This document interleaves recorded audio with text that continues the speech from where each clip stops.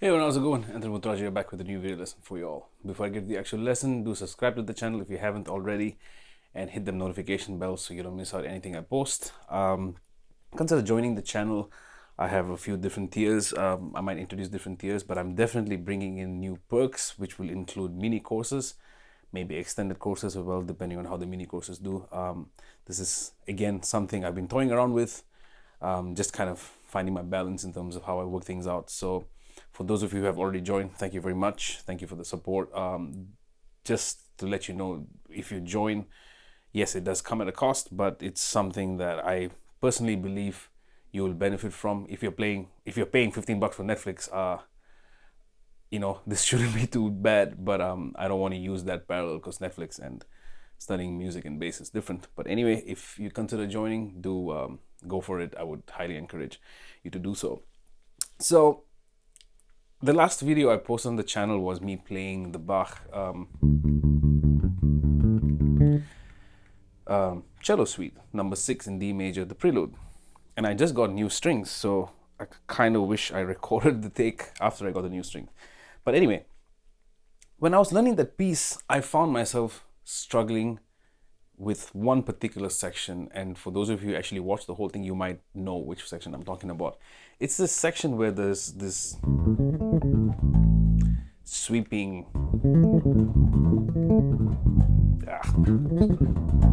you see, it's so hard to get it right. It's so difficult to get it right that I was lucky that I even managed to get it in one take in that video.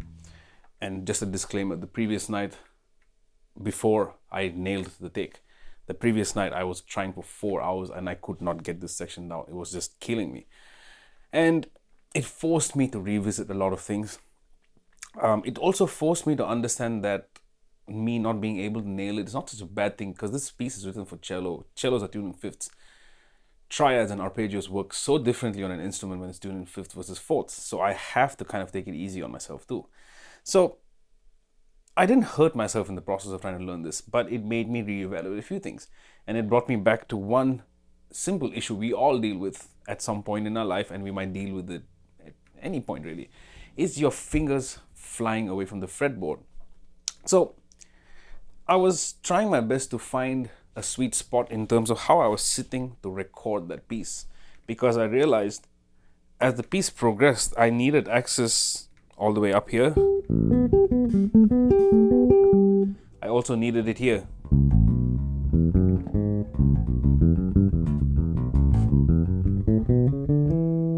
Right? So I needed a sweet spot in terms of how I can fret them. And then I realized when it came to the sweeping part, that sweet spot was a little different. So I had to physically move myself a bit, move the strap or just something to help compensate and give me that compromise to be able to play this phrase. And that is a very conscious thing I had to try to do. And that's what I managed to do on that one take that I actually posted. In the previous takes, I was not able to do that. So some pointers to think about which will help you fight this. When you're fretting your instrument, right, essentially your left hand or right hand, if you're left-handed, your function is to press into the notes and then play them. It's not to hold the instrument in place or down or whatever. And you definitely don't want to push it with your thumb, because I've seen some cats, they play like this, right? They might have the thumb over. Sting plays like that, I've seen. But in Sting's context, his bass is really low and he's just playing simple bass lines that he needs for his voice. So if you're an actual just bass player playing bass, you need to have a better facility of your fretting hand.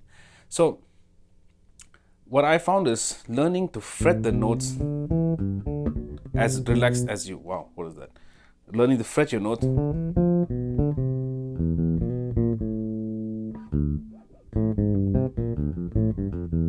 no matter what it is. If I'm playing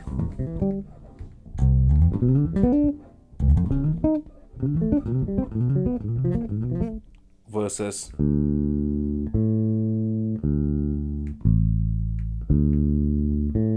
I'm trying to be as relaxed as possible with my fretting hand, which means I'm not pushing into the strings, I'm not pushing into the neck with my thumb, just as chill as I possibly can.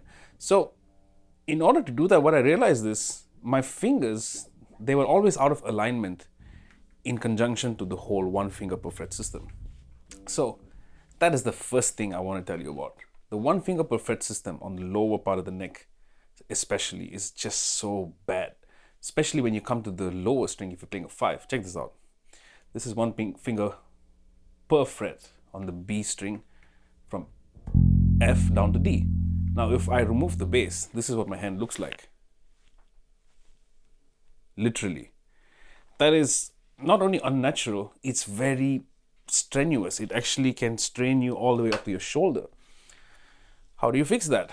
If your goal is to be able to play between this space, I want you to condense that space to 3 frets with 4 fingers. So your hand would look more like this. So when I'm grooving, you will notice that I work in this manner. And then when I need to reach out to an extra note, I spread my fingers as and when I need it, but I don't default to fretting it that way. Once you cross, I would say, the 8th or 9th fret, you can comfortably play one finger per fret. But funny enough, I still don't enforce it, because it depends on what you're playing. If I'm playing something like this, if I worked it off of the one finger per fret system, it makes sense, because what I'm actually doing is in this context, and then the next arpeggio goes here. I had to break out of it. This is a 5 fret space. So would I do this here? No way. Even if I physically can, I'm not going to put myself in this. I'm not Spider-Man. I'm not trying to fly around New York City. I'm trying to play bass. So one finger per fret system, keep it above the 8th or 9th fret and above, not below. Okay? And the next thing overall to think about, okay? This is funny, but you might have caught me looking down at the screen. So I'm actually watching myself on the monitor, just how my shot looks. But it's also a good way to practice, because it's a reflection. So when you're actually behind the neck, it's very easy to assume that, oh, it looks good.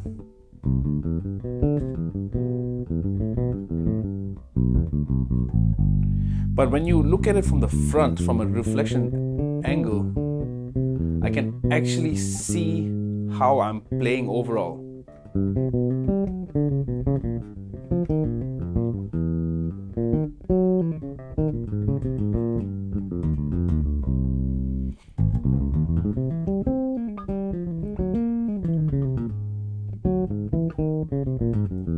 Right? So this might feel like you're being vain about yourself by looking at yourself practice, but if you have a webcam or if you have a mirror, I used to keep a mirror on my side. So I would watch my hand from the sides, I would watch it from the front, because like I mentioned, there's a few things that you cannot see from behind the instrument. And sometimes you don't even hear certain things from behind the instrument as well as you can from the front. For example, the amount of noise that you would have if you're... I'm really exaggerating this now, but if I took a phrase like, say, John Coltrane, right?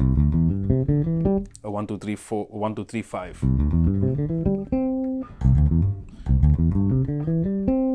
Now, if I actually muted my bass and played it the same way, let's say like this,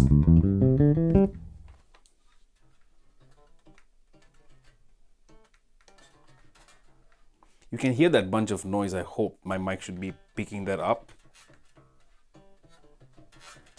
So when I'm not able to hear myself well enough, you start to pick harder, and what that starts to do is that your fretting hand goes out of whack.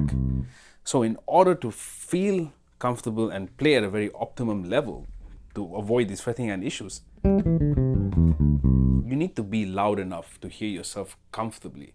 Because when you're quiet, you can get away with a lot of noise. You can get away with, like, I mean, if I turned on my amp, for example, and I went,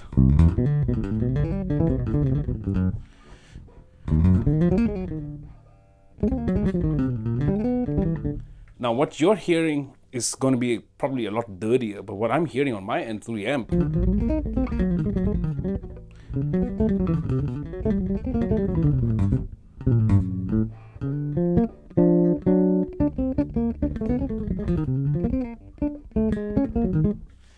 is different. Now when I start to turn this up, it's like, oh, I'm suddenly very aware of the dirt because I can hear it. So it's important to practice at a decent volume where you're actually capable of hearing your weak spots as well. Okay, I hope this helps. I would definitely love to talk more about these kind of foundational errors and stuff like that. So let me know if there's something you'd like me to look at. Let me know in the comments below. All right, so I'll see you on the show until the next one. Peace.